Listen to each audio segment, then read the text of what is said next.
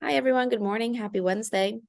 Today, we want to talk a little bit about some cash payments made to employees.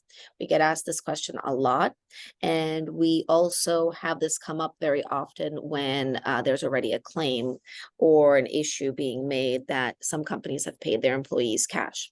From what I've seen, for the most part, my clients have, when they've come in to just meet with me and they've told me that they've been paying cash, a lot of that is either that is just how they started their business, and now that they've grown they need to make that change, or that they have one or two employees that they are helping out to, because that employee may, for whatever reason, not be able to accept the W-2 payment.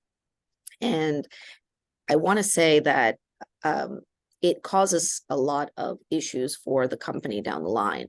So we have had a lot of questions come up, and a lot of the times that the cash payments are made is because there have been certain agreements and concessions for the employee. But the effect on the employer and effect on the business, if there's ever then later a claim made, is potentially incredibly detrimental. The company, for example, will not be able to show and match that the hours that have been worked have been fully compensated for if it's not specifically written on a pay stub.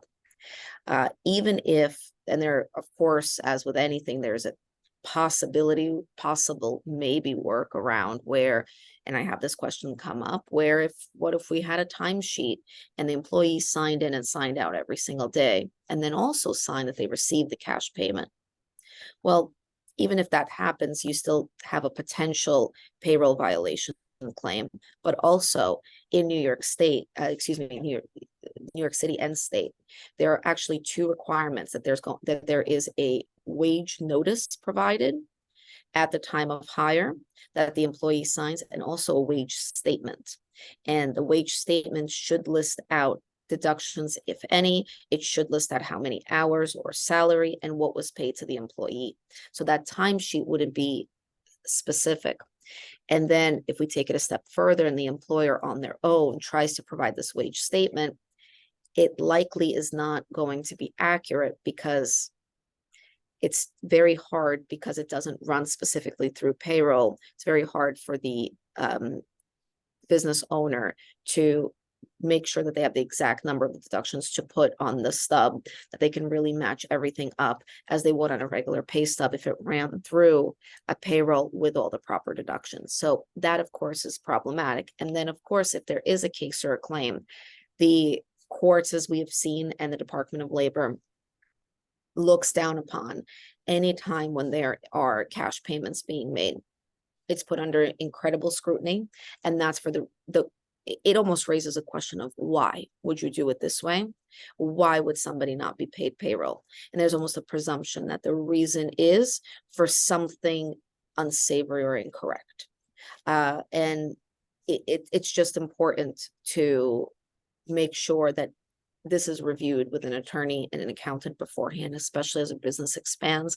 And that's usually when I have that first meeting with a client, is when they're hiring more employees, when they're expanding, and when they want to make that shift, specifically from paying on cash payments. And now I'd like to hand this over to Jane for the accounting side of the cash payments. Thanks, Irene. Hi, everyone.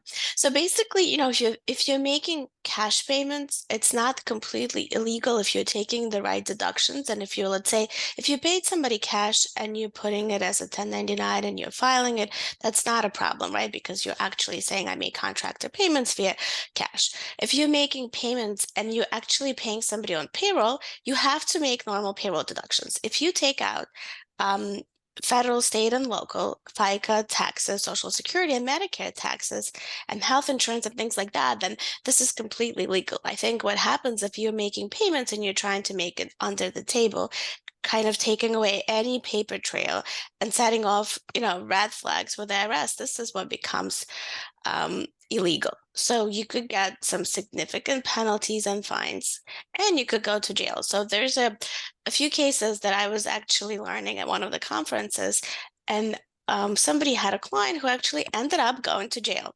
So they own a restaurant business, and a lot of business owners are struggling. It's really difficult to find people, and we all know that, but that doesn't make it legal. So they were making off the books payments, and that person went to jail for actually almost a year.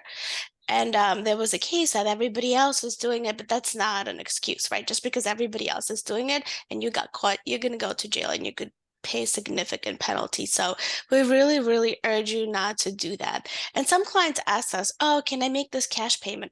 Well, if you'd like to give somebody a cash gift, if you pay all the deductions and if you pay tax yourself and then you take and give that cash to that person, you could still do that. It's the idea of actually taking the proper deductions and making it sort of visible. And I think that helps with all the paper trail later. But again, if you pay cash, it's much harder. It's much harder to keep track of it, and you could forget about it when it's time to kind of give your books to the CPA to file taxes. So keep that in mind as well. And if you have, again, any further questions, really feel free to reach out to us. Thank you.